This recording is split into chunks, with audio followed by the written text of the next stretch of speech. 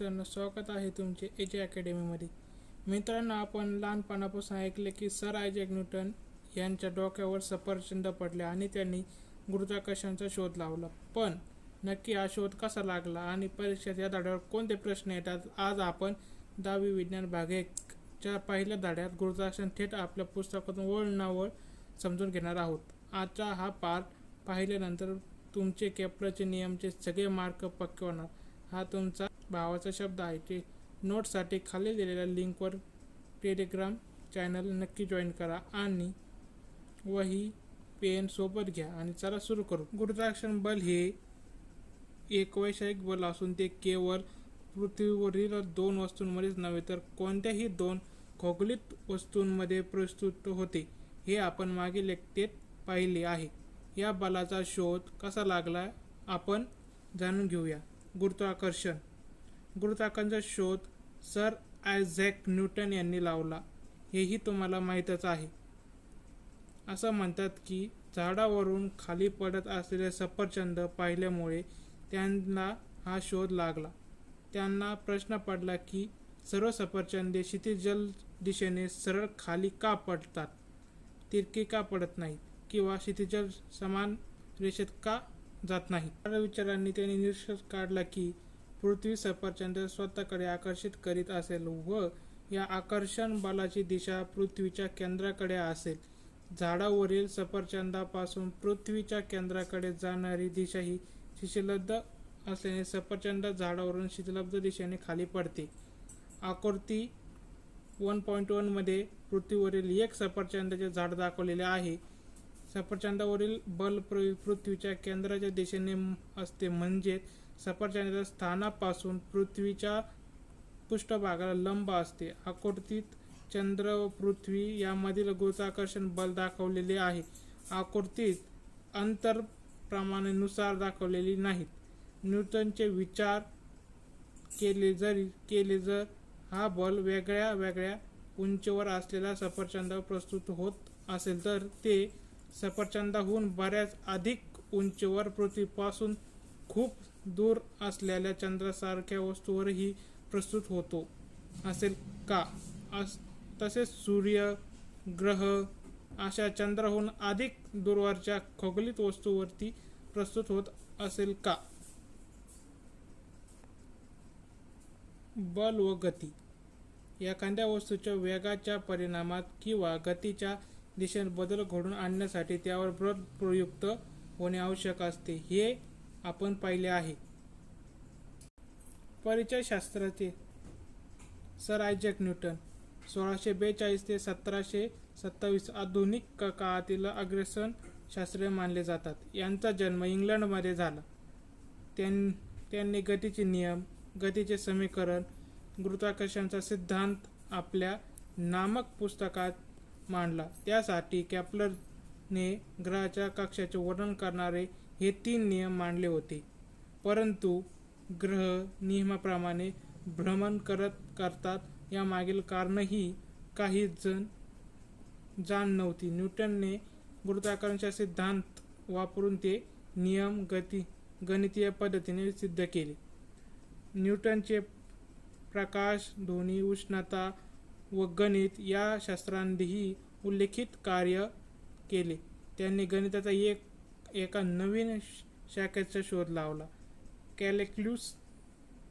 Calculus या नावाने ओळखल्या जाणाऱ्या शाखेचा गणितात भौतिक शास्त्रात मोठ्या प्रमाणात उपयोग केला जातो. न्यूटन हे परावर्तक दुर्बीण तयार करणारे पहिले शास्त्रज्ञ होते.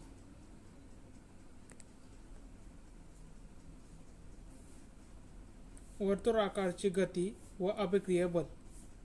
एक दगड एका दोरीच्या टोकाला बांधा.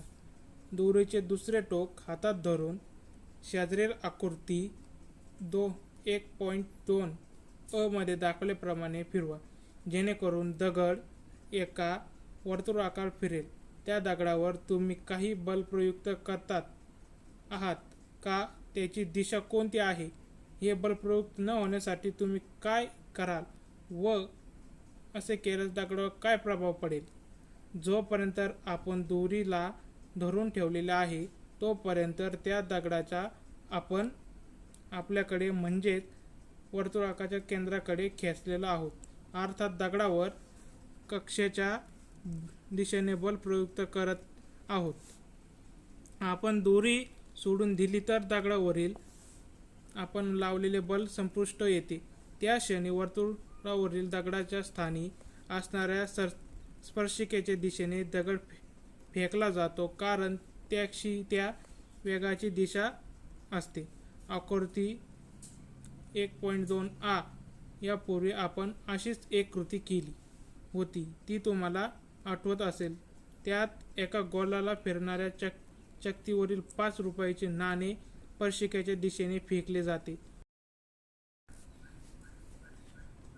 कोणत्याही वस्तूवर वर्तुळाकाच्या केंद्र दिशेने बल प्रयुक्त होत असते. या बलास अब्रकीय बल म्हणतात. म्हणजेच या बलामुळे प्रस्तुत केंद्राकडे जाण्यास प्रयुक्त होते. पृथ्वीच्या नैसर्गिक उपग्रह असलेला चंद्र एका विशिष्ट कक्षेत पृथ्वीभोवती परिभ्रमण करत हे तुम्हाला माहीतच आहे. म्हणजेच त्याची दिशा अर्थात वेग सारखा बदलत असतो. मग त्यावर काही बल सतत प्रयुक्त होत असेल का? या बलाची दिशा कोणती असेल? जर असे बल नसते तर चंद्राची गती कशी राहिली असती? आपल्या सौरमंडळातील इतर ग्रह सूर्याभोवती कसे भ्रमण करतात का? त्यावरही असे बल प्रयुक्त होते असतेत का? त्याची दिशा कोणती असेल? मागील कृती उदाहरण या प्रश्नांचा विचार केल्यास आपल्याला लक्षात येते की चंद्राला पृथ्वीभोवती त्याच्या कक्षेत ठेवण्यासाठी त्यावर बल प्रयुक्त होणे आवश्यक आहे. तसेच पृथ्वीच्या प्रयुक्त करत असलेला चंद्रावर स्वतःकडे आकर्षित करत असेल, त्याचप्रमाणे सूर्य देखील पृथ्वीसह सर्व ग्रहांना स्वतःकडे आकर्षित करत असणार. प्राचीन काळापासून मानव ग्रहाच्या स्थितीने निरीक्षण करत आलेले आहे. ग्लेक्सियोलॉजीच्या आधी हे निरीक्षण केवळ डोळ्याने केली जात असते. 16व्या शतकापर्यंत ग्रहाच्या स्थिती व गतीविषयी बरीच माहिती उपलब्ध झाली होती.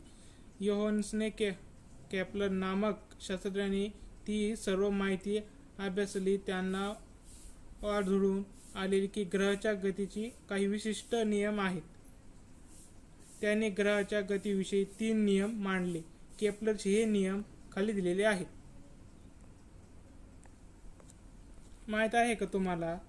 लंबवर्तुळ म्हणजे एखाद्या शंकूला एका प्रतलाचे तिरके छेदलेले असतात तयार होणारी आकृती यालाच प्रतलित लंबवर्तुळ असे म्हणतात. यास 2 नाभिबिंदू असतात. या 2 नाभिबिंदूपासूनच्या वर्तुळावरील कोणत्याही बिंदूच्या अंतराची बेरीज एकसमान असते. आकृती 1.3 मध्ये F1 व F2 हे नाभिबिंदू असून ABC परभ्रमणातील कोणतेही बिंदू असल्यास AF1 प्लस AF2 बरोबर BF1 प्लस BF2 बरोबर CF1 प्लस CF. पहिला नियम. ग्रहाची कक्षा ही लंबवर्तुळ असून त्यात कक्षाच्या एका नाभीवरून असतो. आकृती 1.4 मध्ये ग्रहाची सूर्याभोवतीची परिभ्रमणावर लंबवर्तुळ कशी दाखवली आहे? सूर्याची स्थिती ने दर्शवलेली आहे. केपलरचा दुसरा नियम. ग्रहाला सूर्याशी जोडणारी सरळ रेष ही समान कालावधीत समान क्षेत्रफळ व्यापक करते. AB व CD ही ग्रहाने समान कालावधीत पार केलेली अंतरे आहेत. म्हणजे समान कालावधीनंतर A व C पासून असलेले ग्रहाचे स्थान क्रमशः B व D ने दाखवलेले आहे. आकृतीमधील AS व CS हे सरळ रेषा एका कालावधीत समान क्षेत्रफळ व्यापतात. अर्थात ASB व CSD ही क्षेत्रफळाचे समान आहेत. केपलरचा तिसरा नियम. सूर्याची परिक्रमा करणाऱ्या ग्रहाच्या आवर्तकालाचा ग्रह वर्ग हा ग्रहाच्या सूर्यापासूनच्या सरासरीच्या अंतराच्या घनाला समयापुरती असतो. म्हणजे ग्रहाचा आवर्तकालीन हा टी असेल व सूर्यापासून त्याचे सरासरी अंतर आर असेल. T2 आर म्हणजे T2 छेदात R3 बरोबर स्थिर बरोबर के. केपलरचे हे नियम केवळ नियमितपणे निरीक्षण करून मापन केलेल्या ग्रहाच्या स्थानावरून शोध काढलेले ग्रह या नियमाचे पालन का करतात याचे कारण त्यांना माहीत नव्हते. गुरुत्वाकर्षण सिद्धांतात मांडलेल्या केपलरच्या नियमाची कशी मदत झाली आपण पुढे पाहणार आहोत. न्यूटनचा वैश्विक गुरुत्वाकर्षणाचा सिद्धांत. वरील सर्व निरीक्षण व केपलरचे नियम लक्षात घेऊन न्यूटनने त्यांच्या वैश्विक गुरुत्वाकर्षणाचा सिद्धांत मांडला. या सिद्धांतानुसार विश्वातील प्रत्येक वस्तू इतर प्रत्येक वस्तूला ठराविक बलाने आकर्षित करते असते. हे बल एकमेकांच्या आकर्षित करणाऱ्या वस्तूंच्या वस्तुसमानाच्या गुणाकाराशी समानुपाती आणि त्यामधील अंतराच्या वर्गाशी वस्तुनिपाती असते. परिचय. शास्त्रज्ञ योहानेस केपलर 1571-1630 एक जर्मन खगोलशास्त्र व गणितज्ञ होते. सन 1600 मध्ये ते प्रागमधील टायको ब्राहे या प्रसिद्ध खगोलशास्त्राचे मदतनीस म्हणून कार्य करू लागले. सन 1601 मध्ये टायको ब्राहे यांच्या अकार्मिक मृत्यूनंतर केपलर यांना त्यांच्या उत्तराधिकारी शाही गणितज्ञ म्हणून नियुक्त करण्यात आले. ब्राहे यांनी केलेली ग्रहांची स्थानांची निरीक्षण वापरून केपलर यांनी ग्रहाच्या गतीचे नियम शोधून काढले. त्यांनी खगोलशास्त्रावर विविध पुस्तके लिहिली. त्यांचे कार्य पुढे न्यूटन यांना गुरुत्वाकर्षण नियमाच्या शोधात उपयोगी पडले. आकृतीत 1.5 मध्ये M1 व M2 वस्तुमान असलेल्या दोन वस्तू दाखवलेल्या आहेत. D हा त्यामधील अंतर आहे. खालीलप्रमाणे लिहिता येते.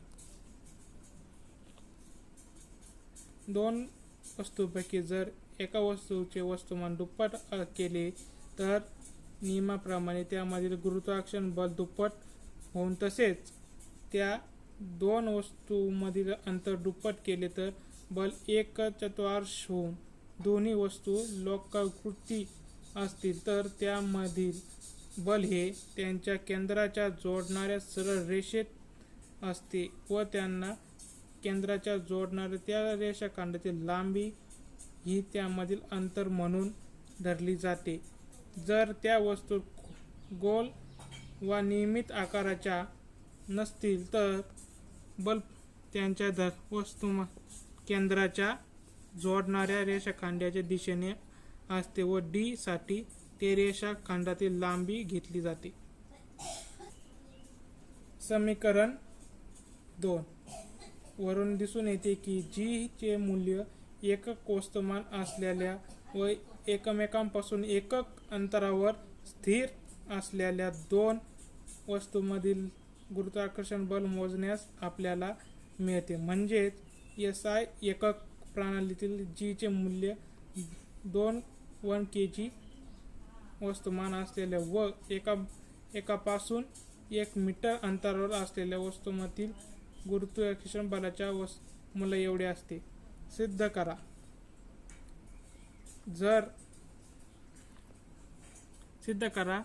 ही SI एकक प्रणालीतील G चे एकक nm2 व kg2 आहे. तर G चे मूल्य सर्वप्रथम हेनरी कॅनडिड या शास्त्रज्ञाने प्रयोग करून मोजले. SI एकक प्रणालीत ते 6.673 x 10⁻11 nm2 किंवा kg2 आहे. एखाद्या वस्तूचे वस्तुमान केंद्र हे त्या वस्तूच्या आतील किंवा बाहेरील तो बिंदू असतो ज्यामध्ये वस्तूचे सर्व वस्तुमान केंद्रात असते असे मानू शकतो. एक समान घनता असलेल्या गोलाकृती वस्तूचे वस्तुमान केंद्र गोलाचे भूमितीय केंद्र असते. कोणत्याही समान घनता असलेल्या वस्तूचे वस्तुमान केंद्र त्याच्या मध्यवर्ती बिंदूवर असते. गुरुत्वाकर्षणाचे नियम सांगतात, बल हे अंतराच्या वर्गाच्या व्यस्त प्रमाणात असल्याने प्रतिपात न्यूटनने कक्षाच्या आधारे केली. यासाठी त्यांनी केप्लरच्या तिसऱ्या नियमाची मदत घेतली. कशी ते बघूया. एक समान वस्तुआकार गती अभिक्रिया बलाचे परिणाम. एक समान वस्तू वर्तुळाकार गतीने गतिमान आहे. अशा प्रकारे गतिमान असलेल्या वस्तूवर केंद्राकडे निर्देशित अभिकेंद्रीय बल प्रस्तुत होते असते हे आपण पाहिले. या वस्तूचे वस्तुमान m ने तिच्या कक्षेची त्रिज्या r ने व तिची चाल v ने दर्शविते. तर या बलाचे परिणाम mv चा वर्ग भागिले r एवढे असते. हे गणिती क्रियेद्वारे दाखवण्यात येते. आता जर एक ग्रह वर्तुळाकार कक्षेत सूर्याची परिक्रमा करत असेल, त्यावरून सूर्याच्या दिशेने प्रस्तुत होणारे अभिक्रिय केंद्रीय बल F बरोबर m2r असेल. तिथे m हे ग्रहाचे वस्तुमान, v ही त्याची चाल व r ही ग्रहाच्या वर्तुळाकार कक्षेची त्रिज्या म्हणजेच ग्रहाचे सूर्यापासून अंतर आहे त्याची चाल आपण त्याच्या अंतराकार म्हणजे t म्हणजे सूर्याभोवती एक परिक्रमा करणाऱ्या कालावधीत व त्रिज्या वापरून काढू शकतो. ग्रहाच्या एका परिक्रमेत पार केलेल्या अंतर बरोबर कक्षेचा परिभ्रमण 2 पाय r बरोबर सूर्यापासूनचे अंतर त्यासाठी लागलेला वेळ बरोबर अंतराळ काल बरोबर t. चाल बरोबर कोपऱ्याचे अंतर भागिले त्यासाठी लागलेला काळ. v बरोबर कक्षेचा परिभ्रमण भागिले आवर्तन काल बरोबर 2 पाय r t. f बरोबर m v चा वर्ग भागिले r बरोबर m कंसात 2 पाय r भागिले t चा वर्ग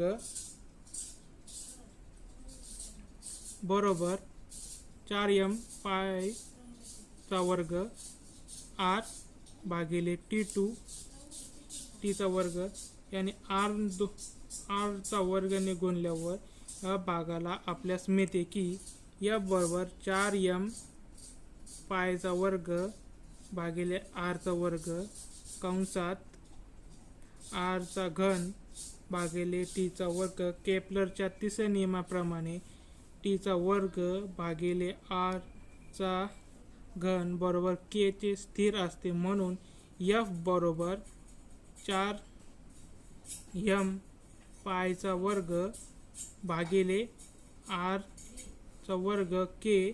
पण 4m पायचा वर्ग भागिले k बरोबर स्थिर, म्हणून f अल्फा 1 भागिले r चा वर्ग म्हणजे सूर्य व ग्रह यामधील अभिकेंद्रीय बल हे ज्या ग्रहाच्या परिभ्रमणास कारणीभूत असते त्यांच्यामधील अंतराच्या वर्गाच्या व्यस्त प्रमाणात असते. हेच गुरुत्वीय बल प्रस्तुत ते अंतराच्या वर्गाच्या व्यस्त प्रमाणात असते अशा न्यूटनचे निष्कर्ष काढला.